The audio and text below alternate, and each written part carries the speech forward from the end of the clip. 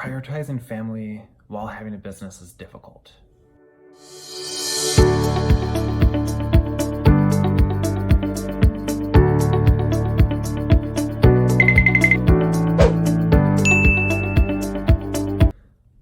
Hey guys, so today I want to talk about something that I feel like is really important to me and that has been difficult in all of these business work endeavors that I've been doing.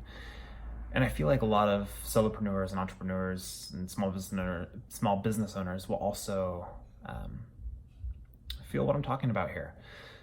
Because the big thing that means a lot to me is how to prioritize family with all the hustle and grind stuff that's going on, right? Like, I like to think of myself as a dadpreneur, right? Because I prioritize my family, and that I've always told myself outsourcing family is like the last thing I ever want to do. I don't ever want to do that if I have any other option, right? Like, I don't want to have to pay someone to watch my kids. I want to watch my kids because I love my kids. I want to spend time with them, right? I want to invest in them. It goes back to my why of why I'm doing this, right? I'm spending time in building business and systems so I can spend more time with my family, right? And I understand that I have to make sacrifices to get ahead, right?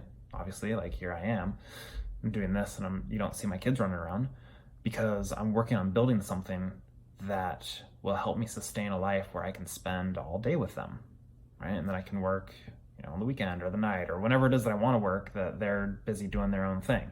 So prioritizing family while having a business is difficult. And I want to give a big props and shout out, kudos, whatever you want to call it, to all those people who are, starting families and doing stuff, because I think something that gets lost in translation with people that you listen to, whether it's Gary Vee or Dean or Tony or whoever it is, right? Like, everyone's like, yeah, family is really important, but they don't really talk about that part of it. They talk about the hustle and grind and being consistent and putting in work. And I think what we miss is that a lot of people who have reached success, like all these gurus and inspirational leaders, like, one of the big factors that I see when I see them is that they've all reached this monumental success after not having those responsibilities, right? Like, they didn't build their empire while wrangling 3 kids. It's different. And so when you take these courses or you listen to these people and you're working on your business, remember your background and your reality compared to the reality that they're talking about, because their reality and your reality are very different. And though you can have empathy with someone else's reality that you haven't experienced, until you've been where they're at, you don't understand truly those trials and expectations and obstacles, right? I understand from having 2 kids how exhausting it is pouring into them and then, having a full-time job and doing this other stuff, and you're like, man, how do I grow a business when I'm just flat out exhausted, right?